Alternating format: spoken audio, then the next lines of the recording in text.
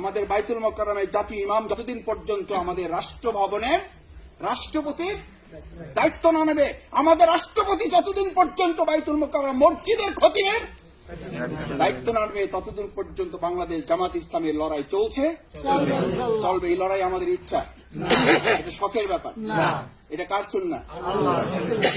মুহাম্মাদুর রাসূলুল্লাহ। অনেক দৌড় দিয়ে শেষ পর্যন্ত না পৌঁছতে পারার চেয়ে আস্তে আস্তে করে সীমানায় পৌঁছতে পারাটাই বুদ্ধিমানের কাজ। আমরা সেই বুদ্ধিমত্তার পরিচয় দিয়েই আস্তে আস্তে আমাদের কাঙ্ক্ষিত লক্ষ্যে আমরা পৌঁছতে চাই ইনশাআল্লাহ।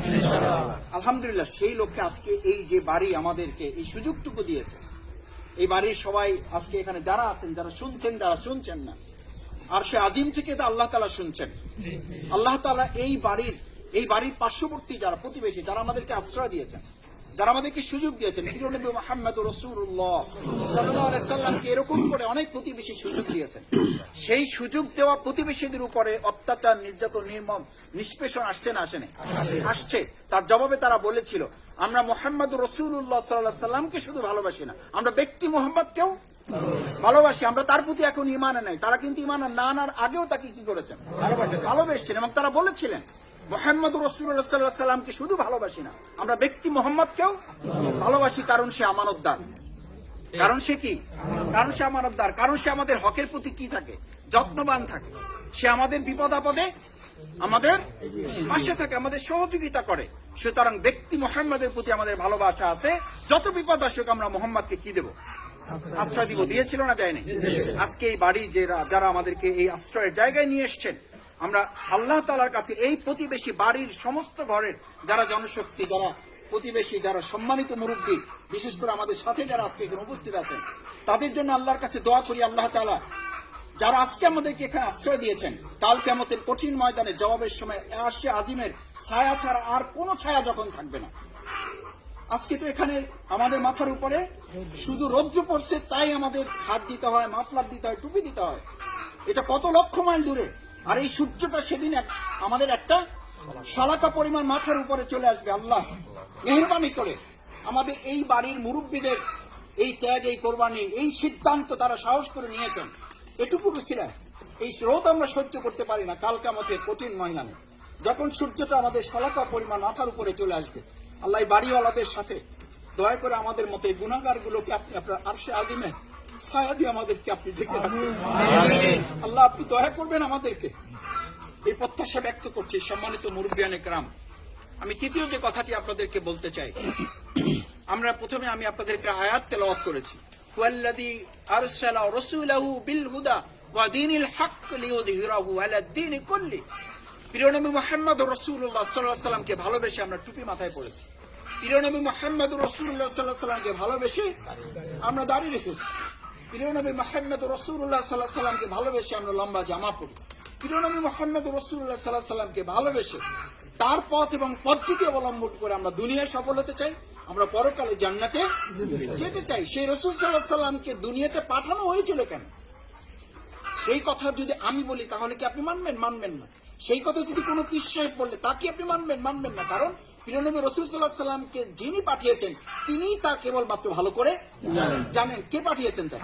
আল্লাহ সুবহানাহু ওয়া তাআলা। আল্লাহ সুবহানাহু ওয়া তাআলা আবার ঘোষণা করেন, হুয়াল্লাযী, সেই সত্তার কসম, সেই সত্তার কসম, আল্লাযী রাসূলাহু বিল হুদা, আমি আমার রাসূলকে পাঠিয়েছি হেদায়েতের গ্রন্থ সহ, কোরআন। হেদায়েত মানে হচ্ছে কোরআন, আমি কোরআন দিয়ে তাকে পাঠিয়েছি। ওয়া দীনিল হক, এবং ইসলামের মতো একটা পরিপূর্ণ নেয়ামতের জীবন বিধান। আমাদের আগে আমাদের সম্মানিত গোলাপ চিপার আমির আলহামদুলিল্লাহ সুন্দর কথা বলেছেন অল্প সময়ে। ইসলামের একটা সুন্দর জীবন ব্যবস্থা। দিন মানে শুধু ধর্ম নয়, দিন মানে জীবন ব্যবস্থা। আমার জন্মের সময় কানে আজান দেওয়া থেকে শুরু করে মৃত্যুর পরবর্তী কবরে রাখা বিসমিল্লাহি ওয়া আলা মিল্লাতি রাসূলিল্লাহ, এই শব্দটুকু পর্যন্ত পৌঁছতে প্রত্যেকটি পদক্ষেপ কার সুন্নাহ অনুযায়ী? আল্লাহ রাসূল সাল্লাল্লাহু আলাইহি ওয়াসাল্লামের সুন্নাহ অনুযায়ী আমাদের জীবন যেটা, সেটার নাম হলো দ্বীনুল হক। সেই দ্বীনুল হক সহ আমি পাঠিয়েছি, যেই রাসূলকে পাঠিয়েছি, উদ্দেশ্য কি? লিইয়ুযহিরাহু আলা দ্বীনি কুল্লিহি, সকল মতবাদের উপরে, সকল মতবাদের উপরে লিউযহিরাহু আলা দ্বীন, এখানেও কিন্তু কি, এখানেও দিন, সমস্ত মতবাদের উপরে, সমস্ত জীবন ব্যবস্থার উপরে। সেই সমস্ত জীবন ব্যবস্থার উপরে কি বিজয় করার জন্য? লিউযহিরাহু আলা দ্বীনি কুল্লিহি, সমস্ত মতবাদের উপরে দ্বীনকে, ইসলামকে কি করার জন্য? বিজয়ী করার জন্য। আজকে আপনি যে দেশে বাস করেন, যে সমাজে বাস করেন, যে রাষ্ট্রে বাস করেন, যে কোর্ট প্রাঙ্গণে আপনি বিচারের জন্য যান, যে দেশে অর্থনৈতিক ব্যবস্থা, যে সংসদে পাস হয়, যে দেশে জেনার বিচারের জন্য আইন পাস হয়, 200 টাকা দিলে, কয় টাকা মাত্র? 200 টাকা দিলে জেনার বিচার কি হয়ে যাবে? এটা কাদের ঘোষণা? এই বাংলাদেশের পুলিশ প্রশাসন বলেছে 200 টাকা হইলে এই বটতলা, এই আমতলা, এই আমাদের সংসদ ভবন এলাকা, ওখানে গিয়ে যদি এরকম একটা ছেলে এবং একটা মেয়ের অবৈধ মেলামেশা যদি ধরা পড়ে, তাহলে পুলিশের বক্তব্য হচ্ছে 200 টাকা দিলে সেটা কি হয়ে যাবে? শেষ হয়ে যাবে। এটা কি ইসলামের বিধান? আমাদের দেশের একজন তথ্য প্রতিমন্ত্রী ঘোষণা দিয়েছেন, আমাদের সংবিধানে ইসলাম থাকবে না। আমরা পরিষ্কার বলতে চাই, আমরা যে সমাজ, যে রাষ্ট্রে, যে পরিবারে, যে দেশে বাস করি, সেই দেশে কি ইসলাম বিজয়ী আছে? নাই। অথচ যে রাসূল সাল্লাল্লাহু আলাইহি সাল্লামকে আপনি ভালোবাসেন, যে রাসূল সাল্লাল্লাহু আলাইহি সাল্লামের জন্য আপনি টুপি পরেন, যে রাসূল সাল্লাল্লাহু আলাইহি সাল্লামের জন্য আপনি দাড়ি রেখেছেন, যে রাসূল সাল্লাল্লাহু আলাইহি সাল্লামের সমগ্র জীবন পদ্ধতিতে আপনি জীবন পরিচালিত হবে বলে আশা পোষণ করেন, সেই রাসূল সাল্লাল্লাহু আলাইহি সাল্লামের জীবন পদ্ধতি থেকে আমাদের ব্যক্তি, পরিবার, সমাজ, রাষ্ট্র, সংসদ, বঙ্গভবন, রাষ্ট্রভবন পরিচালিত হচ্ছে? যদি না হয়ে থাকে, তাহলে সেই সমাজ ব্যবস্থা সম্পর্কে আল্লাহ তাআলার ঘোষণা কি? বিসমিল্লাহির রহমানির রহিম। ওয়ামান লাম ইয়াহকুম বিমা আনজালাল্লাহু ফাউলাইকা হুমুল জাহিলুন ফাউলাইকা হুমুল কাফিরুন ফাউলাইকা হুমুল ফাসিকুন। এবার আপনি বলুন, আমার মুরব্বিয়ানে কেরাম, আমার ওলামায়ে কেরামগণ, আমার শ্রদ্ধেয় তরুণ যুবক কিশোর ভাইয়েরা, বলুন আল্লাহ তাআলার ঘোষণা অনুযায়ী আমি আপনি কোন সমাজে বাস করছি? ফাসিকের সমাজে, কুফুরের সমাজে, মুনাফিকের সমাজে, জাহিলি সমাজে বসবাস করে আল্লাহ একটি নির্দেশ দিয়েছেন, আকিমুস সালাত, আপনি নামাজ আদায় করলেন, কুতিবা আলাইকুমুস সিয়াম, আপনি রোজা আদায় করলেন, কিন্তু ওই আল্লাহ তাআলার নির্দেশ হচ্ছে উদখুলু ফিস সিলমি কাফা, হে ঈমানদারগণ, আমি যে ইসলাম দিয়েছি পরিপূর্ণভাবে সেই ইসলামে তুমি কি করো? পরিপূর্ণভাবে প্রবেশ করা মানে শুধু হাত ঢুকাই দাও, শুধু মাথা ঢুকাই দাও, শুধু পা ঢুকাই দাও? পরিপূর্ণভাবে মানে কি? শরীরটা আপনার ঢুকাই দেওয়ার নাম হলো উদখুলু ফিস সিলমি কাফা। আমি একটা প্রশ্ন করি আপনাকে, আমি আল্লাহর রাস্তায় মাপ চাইনি, আপনারা কেউ ভাববেন না যে ভোট চাওয়ার জন্য আমরা এখানে আজকে সমাবেশ করছি। নিশ্চয়ই ভোট চাইবো, কিন্তু সেই চাওয়ার প্রেক্ষাপটটা কি? এটা কি আমার শখের ব্যাপার? এটা কি আমার ইচ্ছা অনিচ্ছার ব্যাপার? এটা কি আমার পছন্দ অপছন্দের ব্যাপার? এটা কি আমার ভালো লাগলো করলাম, ভালো লাগলো করলাম না? ব্যাপারটা কি এরকম? শুধু এই প্রসঙ্গটুকু বুঝার জন্য আমি এতগুলো কথা আপনাদেরকে বলছি। কি বলছি? কোন জায়গায় ছিলাম? উদখুলু ফিস সিলমি কাফা। ধরুন, কেন আজকে এই নির্বাচনী ব্যবস্থাপনায়, কেন আমাদেরকে এখানে বসতে হলো, কষ্ট করে সকালবেলা আসতে হলো?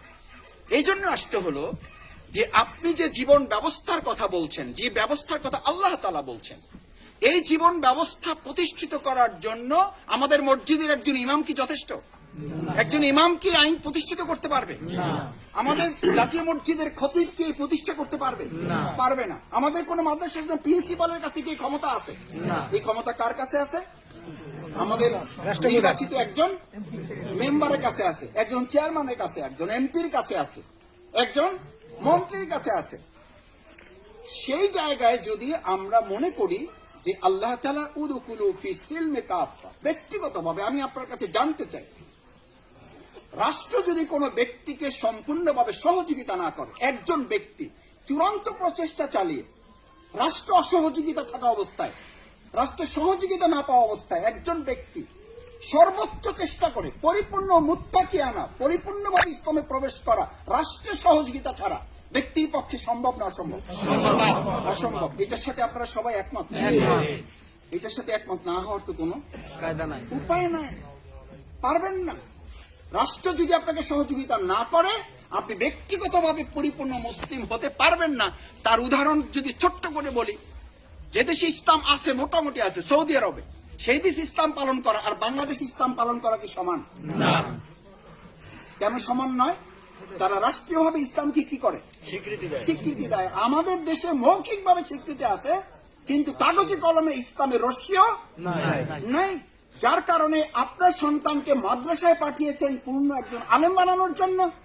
সেই মাদ্রাসায় আমার সন্তানকে পরিপূর্ণ আলেম বানানোর পরিবর্তে পূর্ণাঙ্গভাবে একজন মানব রচিত মতবাদের আল্লাহর গোলাম হওয়ার পরিবর্তে মানুষের গোলাম হয়েছে। এখান থেকে সে ফিরে আসছে। মাদ্রাসা, স্কুল, কলেজ, বিশ্ববিদ্যালয় তো বাদই দিলাম, মাদ্রাসায় এখন আমাদের সন্তানকে শিখানো হচ্ছে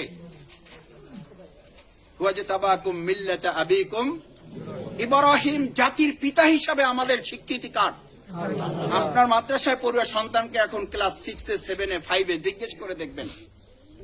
এখন আজকে বাসায় গিয়ে জিজ্ঞেস করবেন, বাসায় গিয়ে জিজ্ঞেস করবেন, যদি লিখতে বলা হয় সে কোনটা লেখে, যদি বলতে বলা হয় সে কোনটা লেখে। আপনি তাকে গিয়ে জিজ্ঞেস করবেন পর্দার বিধান ফরজ না সুন্নাত না নফল ওয়াজিব, সে বলবে পর্দা আবার কি জিনিস। নিকাব করা, হিজাব করা আপনার সন্তান যার বয়স এখন 11 বছর, যার বয়স এখন 12 বছর, তাকে জিজ্ঞেস করবেন তোমার স্কুল, তোমার কলেজ, তোমার মাদ্রাসা তোমাকে কি হিজাব করা, পর্দার বিধান এটা কি তোমাকে শিখিয়েছে? এটা তোমার জন্য বাধ্যতামূলক, এটা কি তোমাকে শিখিয়েছে? অর্থাৎ শিক্ষা ব্যবস্থা আমাদের থেকে ইসলাম বিদায় করে দিয়েছে। অর্থনৈতিক ব্যবস্থা থেকে ইসলাম, সংস্কৃতি। মোবাইল খুললে ভয়াবহ সংকট আপনার সামনে অপেক্ষা করুন, ভয়াবহ সংকট। আমি বলছি না আপনার ভোটের জন্য, আমি বলছি না আগামী দিনে জামাত ইসলামী নির্বাচন করুন, আমি বলছি আপনাকে দুনিয়াতে আসতে হবে পরকালে বাঁচার জন্য। চূড়ান্ত সিদ্ধান্ত নেওয়ার এখনই সময়, কারণ এখন দুটো বিশ্ব ভাগ হয়ে যাচ্ছে। এক, চূড়ান্তভাবে ইসলামের পক্ষে তিনি শক্তভাবে অবস্থান নেবেন, না হলে চূড়ান্তভাবে ইসলামের বিপক্ষে তিনি অবস্থান নেবেন। এখন মাঝামাঝি অবস্থান নেওয়ার আর কোন কেন নাই? একটা তুফানওয়ালা নদী, নৌকাটা এরকম ওরকম করছে, উথাল পাতাল করছে, তখন দুভাগে ভাগ হবে মানুষ, নিরপেক্ষ আর ওখানে কেউ থাকে না। ওই সময় হয় সে ভগবানের নাম নিবে, না হলে আল্লাহর নাম নিবে। কেউ না কেউ করবে। দেখেন বুকে ফু দেয়, যার মাথায় কাপড় ছিল না সে মাথায় কি তুলে দিয়েছে? কাপড় তুলে দিয়েছে। আমি উদাহরণ বলি, অনেক সময় এই যে আমার নাজমুল ভাই গল্প করে অনেক সময় সুন্দর সুন্দর কথা বলে। আমি বরিশাল থেকে মাত্র কিছুদিন আগে ঢাকা থেকে আসতেছি, উঠে দেখি যে সেই ইন্ডিয়ান ফিল্ম চলতেছে টিভিতে, মানে ঢুকেই দেখি টিভি তো অত সারা থাকে। আমি বন্ধ করার আগেই চোখ পড়তে গিয়ে দেখি যে তাতে উজু রাখার মতো কোনো ব্যবস্থা নেই। টিভিটা বন্ধ করলাম, এর আধা ঘন্টা পর দেখলাম আবহাওয়া একটু কি হয়েছে, খারাপ হয়েছে। আবহাওয়া খারাপ হয়েছে এটা দেখারও আগে আমি টিভিটা অন করে, আমার বাচ্চা টিভি অন করছে, অন করার পর দেখি যে তেলাওয়াত চলতেছে। আমি বললাম ঘটনা কি? একটু আগে ইন্ডিয়ান ফিল্ম চলতেছে, তেলাওয়াত চলতেছে কেন? আমি আমার স্ত্রীকে বললাম দরজাটা একটু খোলো তো, বাইরে বোধহয় কোনো সমস্যা হয়েছে, না হলে তেলাওয়াত চলার কথা না। ঠিকই দেখেছি বাইরে একটু বাতাস ঘুরি ঘুরি বৃষ্টি। আমি একজনকে পাঠালাম, বললো যে তারা ইতিমধ্যে পরবর্তী ওয়াজও রেডি করে রাখছে, বাতাস যদি আরেকটু জোরে হয় তার ওয়াজও তারা রেডি করে রাখা আছে। এবং সত্যি আমি একজনকে পাঠাইলাম, বললো যে হ্যাঁ আমাদের ওয়াজ সেট করা আছে। বিপদ যখন চলে আসে তখন আপনি মাঝামাঝি অবস্থা নিতে পারবেন না। সেই বিপদ আসছে না আসবে, এসে গেছে। আপনি আপনার সন্তানকে নিয়ে নিরাপদে আছেন, কে কে হাত জাগান? আপনার মেয়েকে নিয়ে নিশ্চিন্তে ঘরে বসে আছেন, কে কে হাত জাগান? আপনি অনৈতিকভাবে সুদ ঘুষ মুক্ত আপনার অর্থনীতি আপনি পরিচালনা করছেন, কে কে হাত জাগান? পূর্ণাঙ্গভাবে ইসলামের বিধান আপনি নামাজ পড়ে শুধু সন্তুষ্টির চিত্তে কি করে থাকেন? শুধু পূর্ণাঙ্গভাবে আপনি রোজা রেখে ইসলামের বিধান কি করে পালন করবেন? পূর্ণাঙ্গভাবে রাষ্ট্র যদি আপনাকে সহযোগিতা না করেন, ইসলাম আপনাকে বিজয়ী একজন মুসলিম হিসাবে ঘোষণা করতে পারে না। সঙ্গত কারণে প্রিয়নবী মুহাম্মদ রাসূলুল্লাহ সাল্লাল্লাহু আলাইহি ওয়াসাল্লাম শুধু মসজিদ চালিয়েছেন নাকি মদিনার মতো বঙ্গভবন, রাষ্ট্রভবনও চালিয়েছেন? তার মানে প্রিয়নবী মুহাম্মদ রাসূলুল্লাহ সাল্লাল্লাহু আলাইহি ওয়াসাল্লাম আস্তাগফিরুল্লাহ, তার ক্ষমতার প্রতি লোভ ছিল না।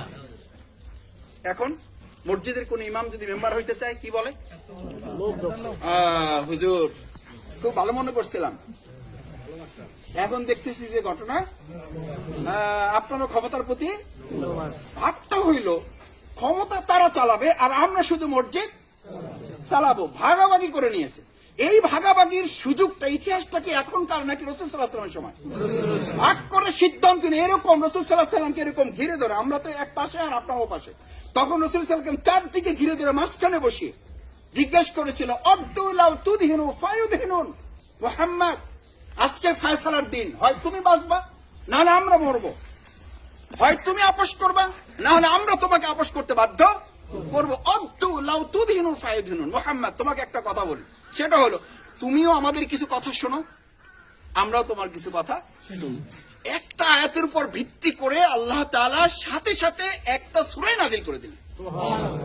সুবহানাল্লাহি ওয়া বিহামদি। আমার ভাইয়েরা, আমার ওলামায়ে কেরামগণ, আমার মুরব্বিয়ানে কেরাম, আমার শ্রদ্ধেয় পিতৃমতুল্য, আমার তরুণ যুবক কিশোরীরা, এই বাউফলকে গড়ে তুলতে হবে আমার ইচ্ছার প্রয়োজনে না, আমার ভালো থাকার প্রয়োজনে না, আমার ঈমান বাঁচাবার প্রশ্নে, আমার জান্নাত জাহান্নামের ফয়সালা সিদ্ধান্তের প্রশ্নে। কেন? মুহাম্মদ রাসূলুল্লাহ সাল্লাল্লাহু আলাইহি সাল্লামকে শুধু মুশরিকরা এতটুকু বলেছে, সবটা বাদ দিতে বলেনি। বলছে তুমি কিছু মানো, আমরাও কিছু।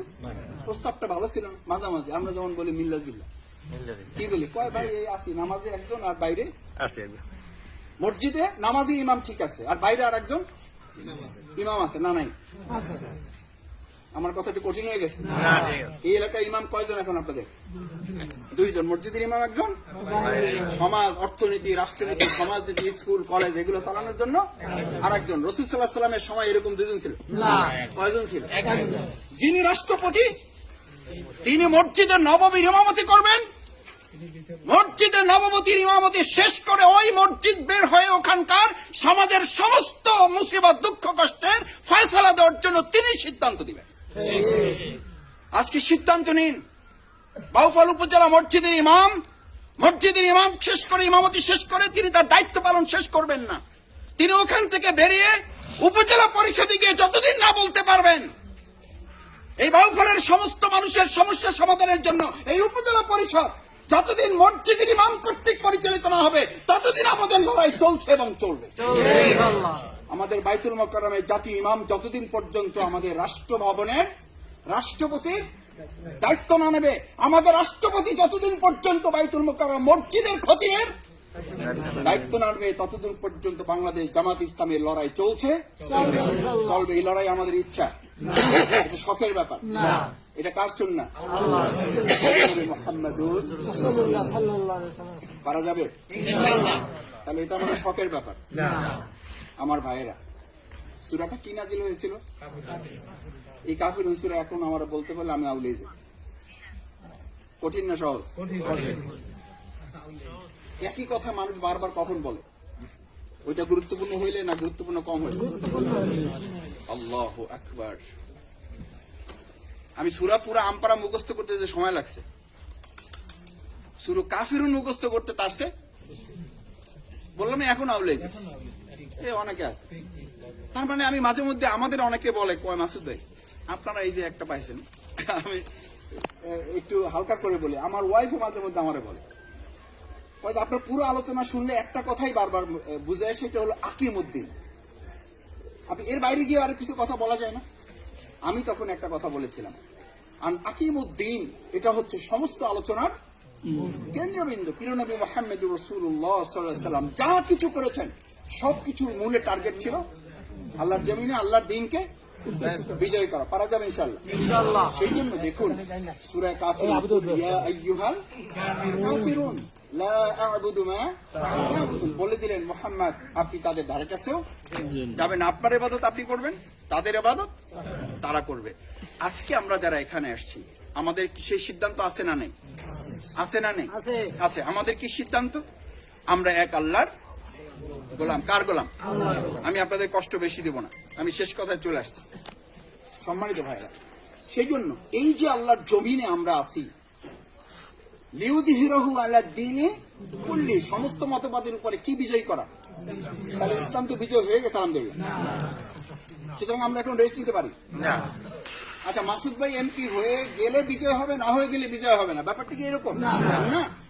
এমপি হওয়া না হওয়ার উপরে আজকের এই নির্বাচনী সভার সমাপ্তি অথবা শেষ অপেক্ষা করে না। আমাদের টার্গেট হলো এখানে যদি একজন কুলি, একজন মুচি, একজন রিক্সা চালক, তাকেও যদি এখানকার এমপি বানিয়ে আমরা যদি আল্লাহর জমিন আল্লাহর দ্বীনকে বিজয়ী করতে পারি তাহলে আমরা সফল না ব্যর্থ?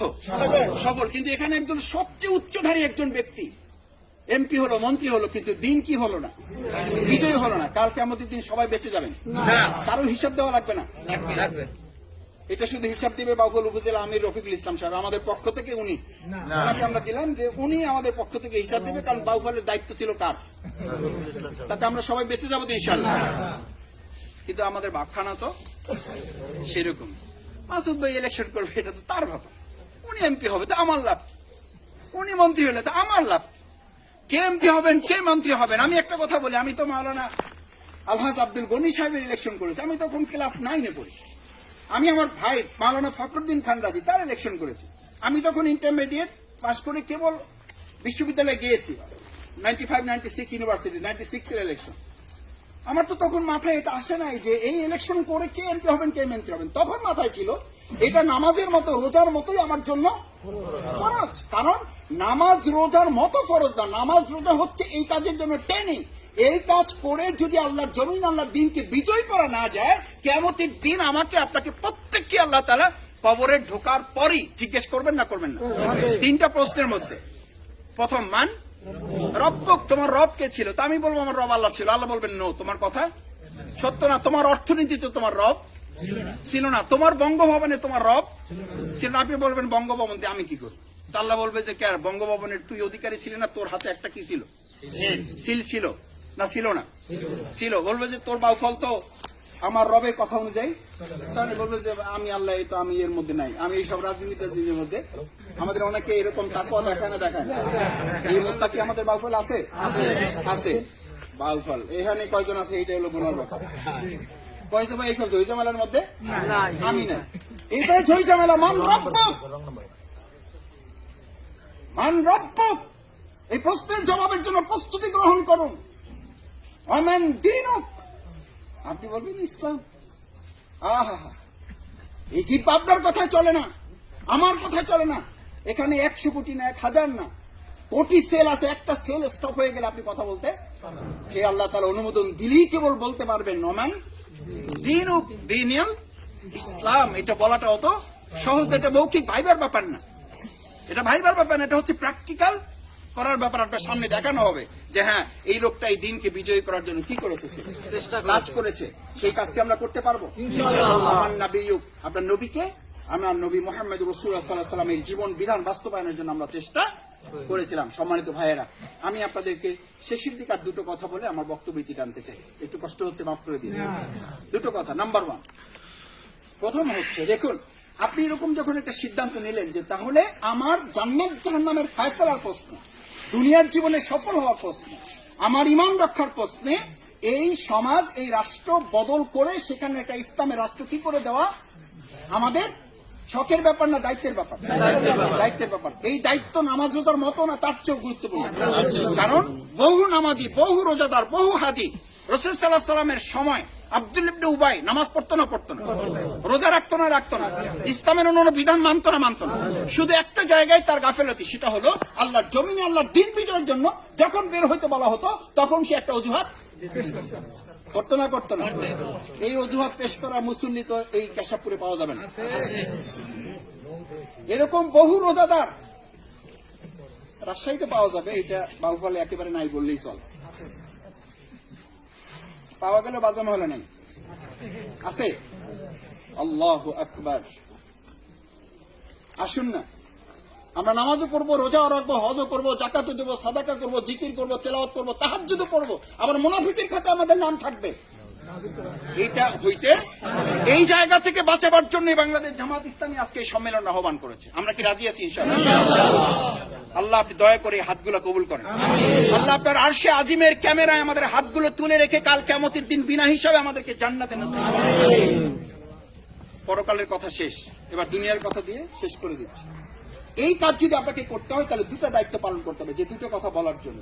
ইন্নাল্লাহু লা ইউগাইয়িরু মা বিকওমিন, আমি জাতির পরিবর্তন করতে চাই, তার জন্য প্রথম পরিবর্তনটা আল্লাহ কাকে করতে বলেছেন? আপনার পরিবর্তন হবে না, দেশ এবং জাতির পরিবর্তনের কোনো সম্ভাবনা নাই। কারণ যে 3.5 কোটি পরিবর্তনের সাহস রাখে না, সে আমাদের এই বাউফলের 1,000 ইঞ্চি জমি কেমনে পরিবর্তন করবে? হবে এটা? কারণ আল্লাহ তাআলা পরিবর্তনের ধারাটাও হচ্ছে আগে ব্যক্তি, তারপরে পরিবার, তারপরে সমাজ, তারপরে রাষ্ট্র। আজকে নির্বাচনী কথা হচ্ছে 4টা।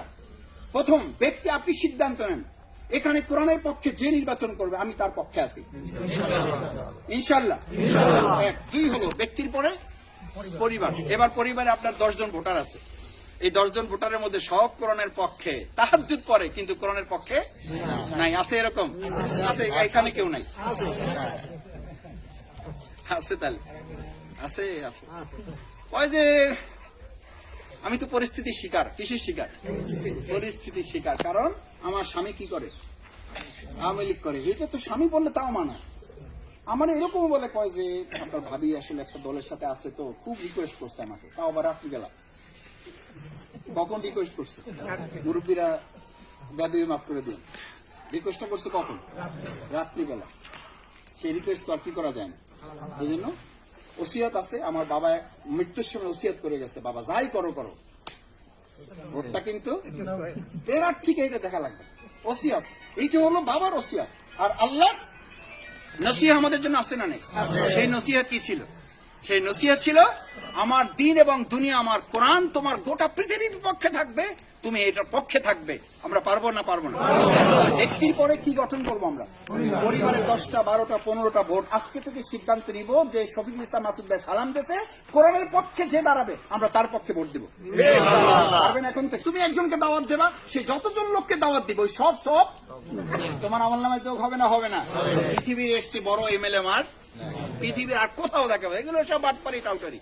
আর আল্লাহ যে এমএলএ কথা বলেছেন এখানে কোনো 2 নম্বরে নাই। আপনার এই সওয়াবেরও কোনো কমতি হবে না। আজকে থেকে আপনি যদি কোরআনের পক্ষে এরকম 50টা ভোট কালেক্ট করেন, তাতে মাসুদ ভাই এমপি হইয়া উনিই শুধু লাভবান হবে, আপনার কোনো লাভ তো নাই।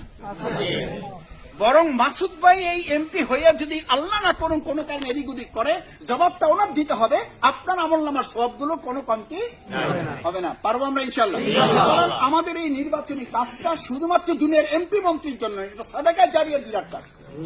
দেখি ইনশাআল্লাহ আমরা এই সাদকা জারিয়ার কাজ করবো ইনশাআল্লাহ। 2 নম্বর সবশেষ যেটা বলে শেষ করতে চাইছি সেটা হলো, এই ভোট চাওয়াটা একটু লজ্জা করে, একটু তারপরে শরম করে, তারপর আবার কয় যে ভাই এগুলো তো বোঝেন না, আমাদের দেশে একটা নির্বাচন হইলে টাকা পয়সা, তারপরে বহুত ঝামেলা আছে, চা খাওয়া লাগে, এইটা করা লাগে, ওইটা করা লাগে। তো ঠিক আছে, আপনি ফজরের নামাজ যখন পড়েন, আকিমুস সালাত, এই নামাজ আদায় করার জন্য একটু পানি গরম করা লাগে। এরপরে সকালে উঠে আপনার একটু নাস্তা করা লাগে। আপনি আকিমুদ্দিনের জন্য, কুতিবা আলাইকুমুস সিয়ামের জন্য, আল্লাহর অন্যান্য ইবাদত করার জন্য, আপনার বেঁচে থাকার জন্য যে প্রয়োজনগুলো, সেই প্রয়োজন পূরণের জন্য কি আপনি রফিক ভাইয়ের কাছে এসে বলেন যে হুজুর আমি তো একটা নামাজ পড়ার সিদ্ধান্ত নিয়েছি, যায় নামাজের অভাবে নামাজ পড়তে পারি না, যায় নামাজটা দিলে পড়বো, না দিলে এরকম একজন হাত জাগান দেখি। মনে করছেন যে এখানে নাই, বাইরে আছে, কোথাও আছে?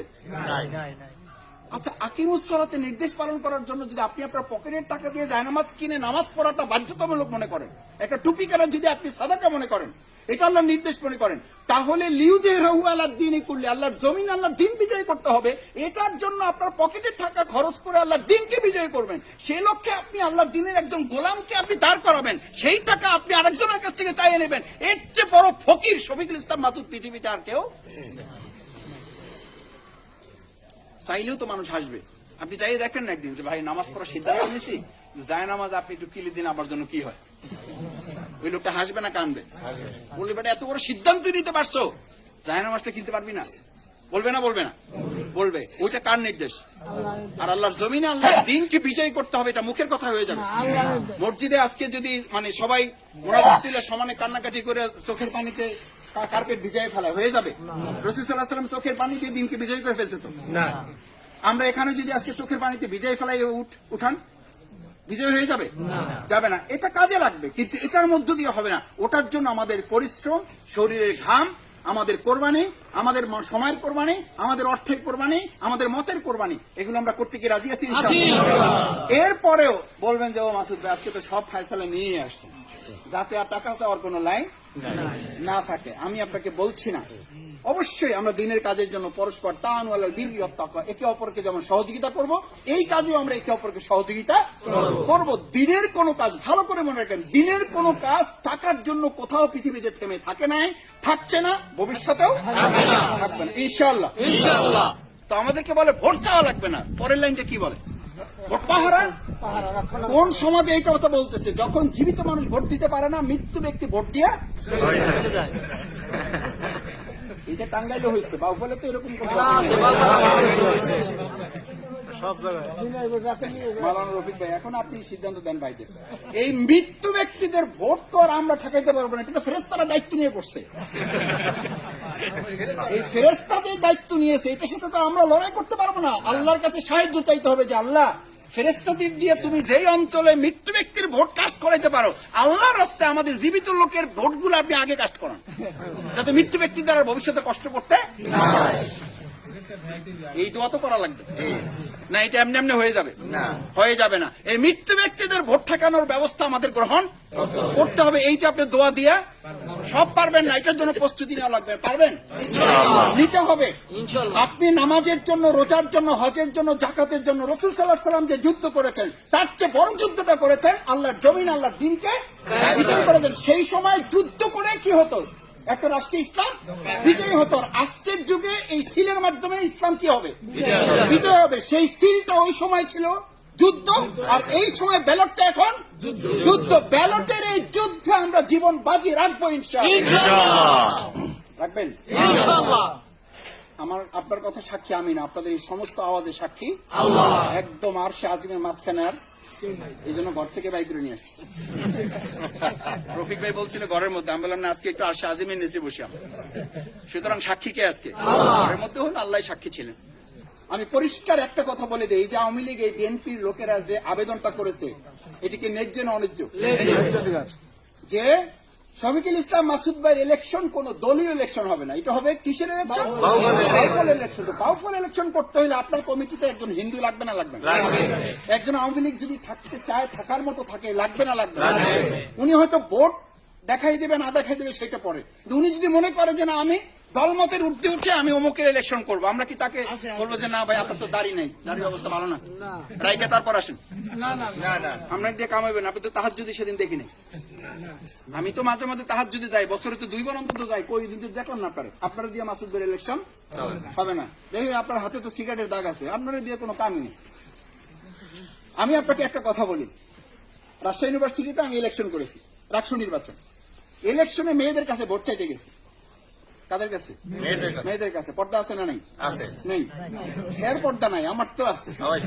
এখন আমি তো কথা বলতেছি হলো, আসসালামু আলাইকুম আপা, আমি শফিকুল ইসলাম মাসুদ আসছি আপনার। সে সোজা আমার দিকে তাই, আমি তো মাটির দিকে, সে তাকাইছে আমার দিকে, বলছে যে মাসুদ মিয়া শোনেন, এত সিনিয়র আপা, আমি এলাম মানে 3rd ইয়ার, আর সে হলো মাস্টার্স। কয় শোনেন মাসুদ মিয়া, আপনি যে শফিকুল ইসলাম মাসুদ আমার দিকে তাকাইয়ে কথা বলার সাহস পান না, সে আপনার কাছে ভোটের আশা করেন কেন? কথার যুক্তি আছে না? এখন কি করবেন? আপনি আমার দিকে তাকাবার সাহস করেন না, তা আপনি ভোট পান কি আশায়? এখন আপনি কোন হিন্দুর বাড়িতে ঢোকার সময় যদি 3 বার উজু করেন, যে উজু করার আগে ঢুকতে হবে, আবার ঢোকার পরে উজু করা লাগবে, শীতের দিন, আমাকে এত কষ্ট করার দরকার নেই। এই ভোট আমার না হইলো দিতে যাবেন তো? আওয়ামী লীগ এক রাস্তা দিয়ে আসতেছে, দেখে আপনি আর রাস্তা দিয়ে চলেন, যে দুনিয়া পাল্টাই যাবে, এই লোক তো পাল্টাবে না, ক্ষমাকে টাইম নষ্ট করে লাভ নাই। আপনি আর এক রাস্তা দিয়ে চলে গেলেন, জিতে যাবেন? জিতে যাবেন না। আমি আপনাকে একটা কথা এটা এই জন্য বলেছি, প্রথম অহংকার মাপ চেয়ে বলেছি। আমি আবারও বলি, জামাতের ভাইয়েরা, আজকে এখানে বিভিন্ন পর্যায়ের লোকেরা আসছেন, আমি অনুরোধ করে বলি, জামাত ইসলামী লোকেরা আপনাদেরকে যতখানি ভালোবাসে এটার মূল্য অপরিসীম, কিন্তু এর বাইরে যারা ভালোবাসেন তাদের মূল্য তার চেয়ে কয়েক শতগুণ বেশি। মর্যাদা যখন দিতে পারবো, তখনই আমরা জাতির নেতৃত্ব দেওয়ার যোগ্যতা পারবেন ইনশাআল্লাহ। বিএনপি কে বুকে টানতে পারবেন, আওয়ামী লীগকে বুকে টানতে পারবেন, হিন্দু বৌদ্ধ খ্রিস্টান যা আছে ধর্মের ভিত্তিতে আমরা দিনকে বিজয় করার লক্ষ্যে আমাদের সংকীর্ণতার উঠতে উঠে উদার থেকে আমরা এবার বিজয় করবো ইনশাআল্লাহ। পারবেন? তার কাছে টাকা না চাই, নিজের পকেটে টাকা দিয়ে তারা চা খাওয়াই দেবেন। এটা ঘুষ হিসাবে না, কি হিসাবে? আল্লাহর সন্তুষ্টির উদ্দেশ্যে আমি তার জন্য 1 কাপ চা খরচ করবো। জামাতের উপরে সব দোষ চাপাইয়ে বসে থেকে আমরা কালকে আমাদের জান্নাত পাই যাবো তো? যেখানে জামাতের নেতার যদি সহযোগিতা পাইতাম তাহলে কিন্তু সব হয়ে যেত। রফিক ভাই, ওনার সহযোগিতা না পাওয়ার কারণে আজকে আমরা এই অবস্থায় আছি। কাল কিয়ামতের দিন ওনার পায়ে, ওনার ঘাড়ে পা রেখে আমি জাহান্নামে যেতে রাজি আছি। আস্তাগফিরুল্লাহ। আমি অনেক জায়গায় এটা শুনি, কয় যে মাসুদ ভাই সবই ঠিক ছিল, কিন্তু আপনাদের অমুক নেতা যদি খালি একটু ঘুরে দাঁড়াইতো তাহলে কিন্তু কাজ হয়ে যেত। তা আমি অনেক সময় বলি যে উনি জাহান্নামে গেছে, আপনিও আল্লাহ মাফ করুক, আমি ওই জাহান্নামে যে দেখলাম যে আমার ওই লোকের কারণে যার কাজ হয় নাই তাকে জাহান্নামে দেখে আমি আল্লাহ শুকরিয়া আদায় করলাম যে আল্লাহ আলহামদুলিল্লাহ আমি আসছি, কিন্তু যার কারণে পারি নাই তাকে জাহান্নামে দেখে আমার ভালো লাগতেছে। এই শুকরিয়া আদায় করবেন কে কে? বরং মেজাজটা আরো কি হবে, যে বেটা তোরে দুনিয়া তো দেখতে পারি না, এখনো দেখতে পারেন আল্লাহ জাহান্নাম দেশে সেইটা কোনো সমস্যা নেই, কিন্তু তোরে এখানে দিল কেন? মেজাজ খারাপ হবে না? হবে। সুতরাং সেই ভাইয়ের জন্য দোয়া করা, সহযোগিতা করা, যে ওই ভাই পারে নাই তাকে নিয়ে আমি পারবো ইনশাআল্লাহ, সেই প্রত্যাশা ব্যক্ত করে সবাইকে ধন্যবাদ জানিয়ে, কষ্ট করেছেন, আল্লাহ তাআলা আপনাদের উত্তম জাযা দান করুন। সুবহানাকাল্লাহুম্মা ওয়া বিহামদিকা আশহাদু আল্লা ইলাহা ইল্লা আনতা আস্তাগফিরুকা ওয়া আতুবু ইলাইক। আসসালামু আলাইকুম ওয়া রাহমাতুল্লাহি ওয়া বারাকাতুহু।